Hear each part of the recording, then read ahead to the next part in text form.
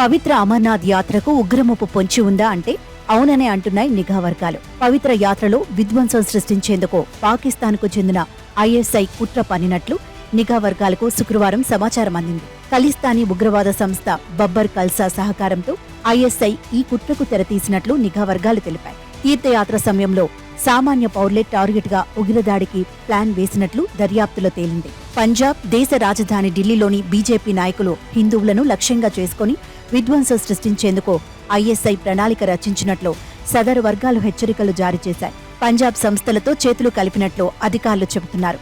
దేశంలోని వివిధ ప్రాంతాల్లో విధ్వంసం సృష్టించడానికి పాకిస్తాన్ నుంచి 7 ఉగ్రవాదులు కశ్మీర్లోకి ప్రవేశించారని ఇంటెలిజెన్స్ వర్గాలు అనుమానిస్తున్నాయి. ఈ క్రమంలోనే పఠాన్కోట్ సమీపంలోని ఓ గ్రామంలో అధునాతన ఆయుధాలతో అనుమానిత ఉగ్రవాదుల కదలికలను గుర్తించాయి.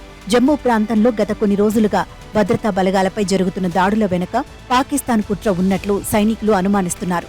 అధికారులు అప్రమత్తమై ఆ ప్రాంతంలో సెర్చ్ ఆపరేషన్ కొనసాగిస్తున్నారు. ఉగ్ర కుట్రల హెచ్చరికల నేపథ్యంలో అప్రమత్తమైన భారత బలగాలు అమర్నాథ్ యాత్రకు పటిష్ట బందోబస్తును ఏర్పాటు చేసేందుకు సిద్ధమయ్యారు. జమ్మూ కాశ్మీర్లోని అనంతనాగ్ జిల్లాలో అమర్నాథ్ గుహల్లో సహజ సిద్ధంగా ఏర్పడే మంచులింగాన్ని దర్శించుకునేందుకు ఏటా దేశం నలుమూలల నుంచి లక్షల సంఖ్యలో భక్తులు తరలివస్తుంటారు.